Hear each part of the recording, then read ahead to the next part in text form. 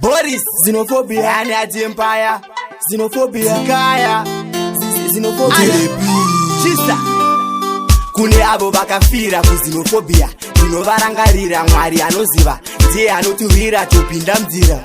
Akatifira pamchinjikwa tiri kuchema vakaparara nexenophobia, vakachungwa vakatandara nexenophobia, nokusakuita marasha nexenophobia, mazulu havana nyasha xenophobia. Tiri kuchema vakaparara nexenophobia, vakachungwa vakatandara nexenophobia, nokusakuita marasha nexenophobia, mazulu havana nyasha xenophobia. Chakabvira padebeni hanzi batai munhu, mazulu akadzomoka kura Saulu, hanzi hatichada forena, vakafa vanhu shuwa vanga vasingakupe rufu, vaipfekedza chitai vodira peturu, vobatidza bwenya pakatsva munhu, vaiuraya tuvana nasekuru, kana nemapanga vaicheka munhu. Tiri kuchema vakaparara nexenophobia, vakachungwa vakatandara nexenophobia, nokusakuita marasha nexenophobia, mazulu havana nyasha xenophobia. Tiri kuchema vakaparara nexenophobia, vakachungwa vakatandara nexenophobia, nokusakuita marasha nexenophobia, mazulu havana nyasha xenophobia. Usingagone waifundira kunamata, kuchitonhora dikita nyakata,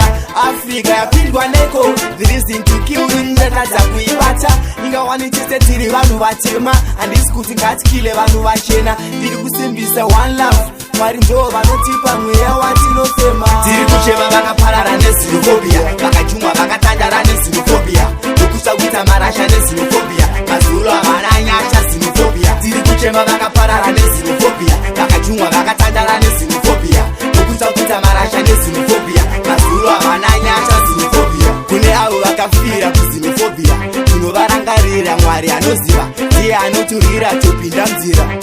Akatifira pamchinjikwa, avo vakapona kuxenophobia, hazvirevi munogona kutiza rufu, vamwe vakadhisa chikombi chikabvira.